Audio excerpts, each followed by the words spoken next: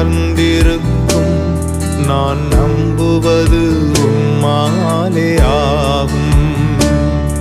என் ஆத்துமா உம்மை நோக்கி அமர்ந்திருக்கும் நான் நம்புவது உம்மாலே ஆகும்.